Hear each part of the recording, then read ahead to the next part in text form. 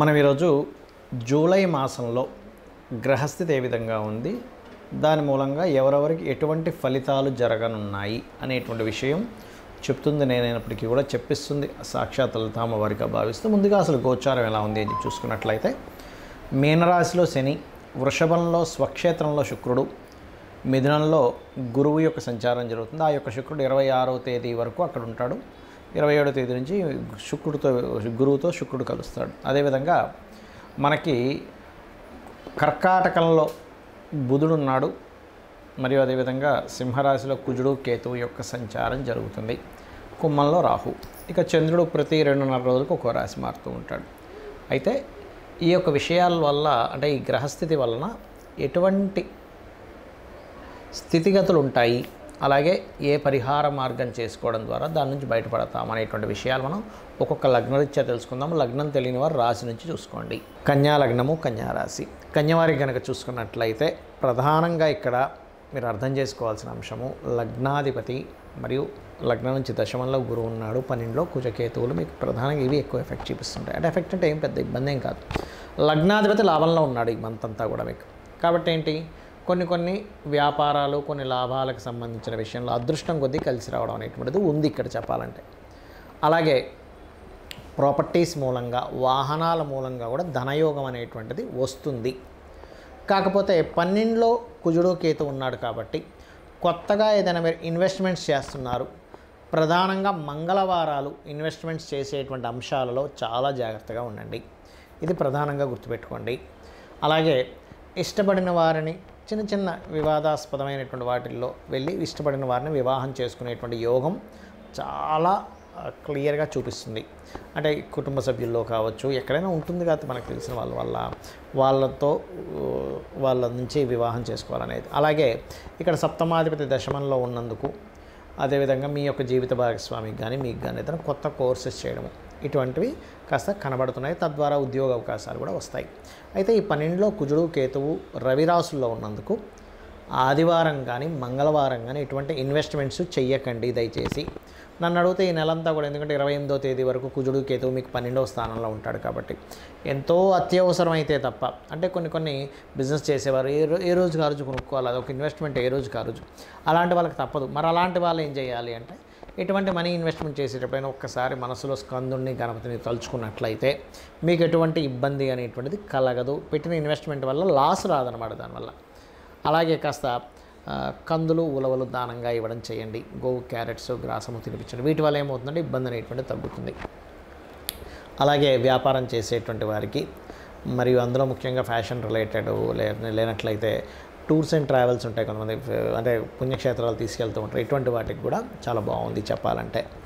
అయితే ఇక్కడ ప్రధానంగా ఈ కాళ్ళకి సంబంధించిన పెయిన్స్ కొంతమందికి ఉంటాయి. అటువంటి వారు, ఎందుకంటే సప్తమ స్థానంలో శని ఉన్నందుకు, కుజుడు దృష్టి ఉన్నందుకు కొంచెం బ్యాక్ పెయిన్ ఇట్లాంటి ఇబ్బంది పడుతున్నటువంటి వారు కాస్త కుజ కేతు శని గ్రహాల దగ్గర దీపారాధన చేయండి. మీకు అన్ని విధాలా బాగుంటుంది. నన్ను చాలామంది అడుగుతున్నటువంటి కొన్ని ప్రశ్నలకి ఇప్పుడు ఈ వీడియోలో నేను మీకు చెప్తాను.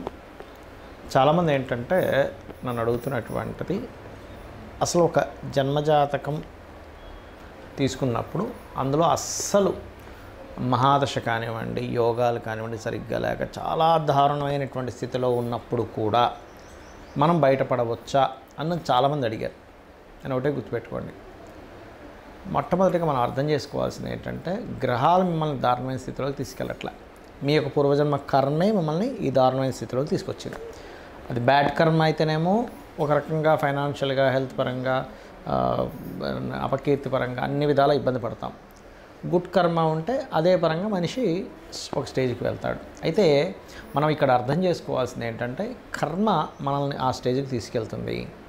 కానీ ఆ కర్మ ప్రదాత అయినటువంటి ఆ యొక్క అమ్మవారు కానివ్వండి, స్వామివారు కానివ్వండి, పరమేశ్వరుడు అనుకోండి, మీరు పూజించేటువంటి ఏ దేవతా స్వరూపమైనా కానీ, అది విష్ణువు, శివుడు, రుద్రుడు ఎవరైనా కానీ, వాళ్ళ చేతిలో, వాళ్ళ యొక్క కనుసైకల్లో ఈ విశ్వం మొత్తం తిరుగుతూ ఉంటుంది, గుర్తుపెట్టుకోండి. అయితే మీరు ఎటువంటి గ్రహస్థితిలో జన్మించినా ఒకటి నిత్యము గనక దేవతారాధన చేయడము, జస్ట్ మీకు ఏ మహాదశ ఏ అంతర్దశ నడుస్తుందో దానికి సంబంధించిన దానం కనుక ఇవ్వగలిగితే ఇంకేం పెట్టుకోకండి. నేను భగవంతుడిని పట్టుకున్నాను, నాకు ఖచ్చితంగా మంచి జరుగుతుంది అనేటువంటి భావనలో ఉంటే 100% సెట్ అవుతుంది. ఇక రెండవ ప్రశ్న ఏంటంటే, కొంతమంది ఈ మధ్య నన్ను అడిగారు, ఏమండి ఇప్పుడు ఇవాళ రేపు ఎక్కువ సిజరన్స్ అవుతున్నాయి కదా, సిజరన్లో పుట్టినటువంటి వ్యక్తికి కూడా గ్రహాల యొక్క ప్రభావం పడుతుందా అని. ఒకటే గుర్తుపెట్టుకోండి, మనకి పూర్వజన్మ కర్మ వల్ల గ్రహ ప్రభావం అనేది మన మీద ఉంటుంది. ఇప్పుడు సిజరన్లో పుట్టినంత మాత్రం ఆ వ్యక్తి జ్వరం లేకుండా లేదు, ఆ వ్యక్తికి అంటే సి సెక్షన్ చేసి బయటికి తీస్తారు న్యాచురల్గా కాకుండా. అదేవిధంగా ఆ వ్యక్తికి ఏ ఇబ్బందులు రాకుండా ఉండట్లేదు, ఎందుకంటే మంచి కర్మ లేదా మనం ఒక బ్యాడ్ కర్మ చేసామా మంచి కర్మలు చేసుకున్నామా అనేది పూర్వజన్మ దీన్ని బట్టి ఉంటుంది. అయితే ఇక్కడ మరొక క్వశ్చన్ దీనికి అనుసంధానంగా ఏమడుగుతున్నారంటే, ఇప్పుడు మనం పెట్టినటువంటి ఒక ముహూర్తంలో పెట్టుకుంటాం అంటే చాలామంది అడుగుతుంటారు, ఏమండి ఇలాగా న్యాచురల్ డెలివరీ అవ్వదు, సో మీరు ఎవరినైనా పురోహితుల్ని లేకపోతే ఆస్ట్రాలజర్ని కనుక్కొని పలానా 1 వీక్లో మీరు ఒక మంచి రోజు చూసుకొని చేసుకోండి పలానా టైం అని చెప్తూ ఉన్నప్పుడు, ఆస్ట్రాలజర్ని సర్వసాధారణంగా తల్లిదండ్రులు వాళ్ళు పడ్డ కష్టాలు కాకుండా వాళ్ళ పిల్లలైనా బాగుండాలనేటువంటి ఒక మంచి ఆలోచనతో వస్తారు. తద్వారా పలానా రోజు చేసుకోండి బాగుందని చెప్పడం జరుగుతుంది. అయితే ఇక్కడ ఏంటంటే క్వశ్చన్ ఏంటంటే, చాలామంది మరి అలాగ మనం ముహూర్తం పెట్టినప్పుడు ఆ వ్యక్తికి అన్ని కర్మలు పోతాయా ఒక మంచి ముహూర్తంలో పుట్టినప్పుడు అంటే, ఒకటే చెప్తాను నేను మీకు, మనం పెట్టడం కాదు అసలు అక్కడ ముహూర్తం. ఆ జీవుడు అక్కడ పుట్టాలని రాసి పెట్టుంటే ఈ యొక్క ఆస్ట్రాలజర్కి కావచ్చు లేదా పంతులు గారికి ఎవరికైనా మన టెంపుల్స్లో ఉండే పురోహితులు ఎవరైనా పలానా రోజు చేసుకోండి అని చెప్పినప్పుడు వాళ్ళ ఆ జాతకుడు మంచి పుణ్యకర్మలు చేసుకుని ఉంటే ఖచ్చితంగా ఆ టైంకి పుట్టేస్తాడు వీళ్ళు పెట్టిన ముహూర్తానికి. లేదనుకోండి, నేను చాలా కేసెస్ చూసింది ఏంటంటే, మంచి ముహూర్తం పెట్టినా కూడా జీవుడికి ఆ టైంలో పుట్టే యోగం లేదు. అంటే ఆ జీవుడు పలానా కర్మలు అనుభవించడానికి ఒక పర్పస్ కోసం పుడతారు. ప్రతి ఒక్కరు కూడా ఖచ్చితమైన ఒక పర్పస్ ఉంటుంది. ప్రతి జీవి ఒక పర్పస్ కోసం పుడుతుంది. ఆ పర్పస్ కోసం పుట్టేటప్పుడు ఏ సమయంలో పుట్టాలో ముందే డిసైడ్ అయి ఉంటుంది. మనము పలానా ఉదాహరణకి ఇప్పుడు ఇది జూన్ మాసం నడుస్తుంది అనుకుందాం, జూలై 10వ తేదీయో పెట్టాం, కానీ వాళ్ళు జూలై 9వ తేదీ తల్లికి కాస్త పెయిన్స్ స్టార్ట్ అయిపోయి ఇమీడియట్లీ హాస్పిటల్లో తీసుకెళ్ళి జాయిన్ చేసేసి డెలివరీ చేసేస్తారు, ఆపరేషన్ చేసేస్తారు. ఎందుకంటే పెయిన్స్తో ఉన్నప్పుడు 10వ తేదీ దాకా ఆఖరిగా 9వ తేదీ వస్తాయి. ఆ రకంగా జరుగుతుంది, గుర్తుపెట్టుకోండి. కానీ సర్జరీ చేసినప్పుడు పుట్టిన అంటే సి సెక్షన్లో పుట్టిన న్యాచురల్గా డెలివరీ అయినా ముందే ఫిక్స్డ్. కాకపోతే ఏంటంటే కొంచెం వీళ్ళు చేసుకున్న పుణ్యం ఉంటుంది, తల్లిదండ్రులు చేసుకున్న పుణ్యకర్మలు ఏవైనా ఉంటాయి, అవి కొంతవరకు వీళ్ళని సరైన సమయంలో పుట్టేలాగా కూడా తోడ్పడుతుంది.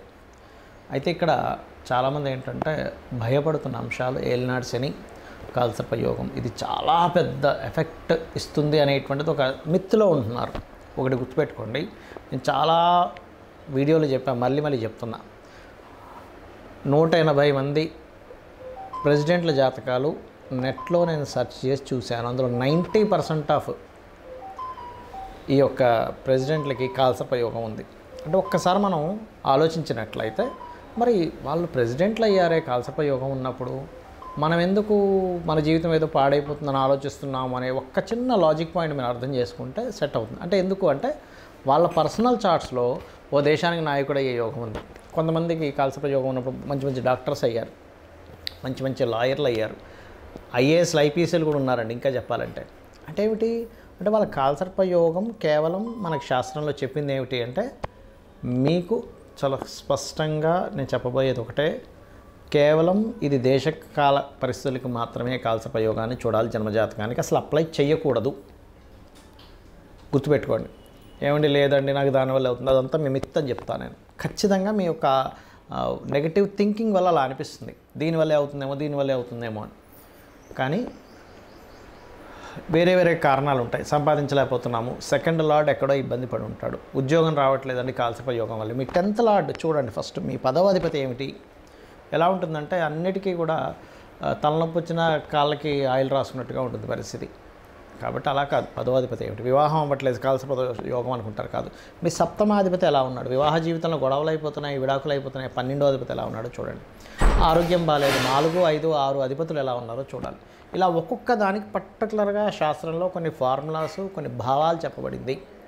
అలాగే ఏలినాడు శని విషయంలో కూడా మీరు గుర్తుపెట్టుకోండి, ఎప్పుడు కూడా శని అనగానే వెంటనే మనం నెగిటివ్గా వెళ్ళిపోయి నాకేం కలిసి రాదు, నేను ఏం చేసినా కలిసి రాదు, అది కాదు. కర్మకారకుడు, కర్మప్రదాత, ఆయనకి ఒక పోర్ట్ఫోలియో ఇవ్వడం జరిగింది. మీ మంచి చెడు కూడా ఆయన ఇస్తాడు.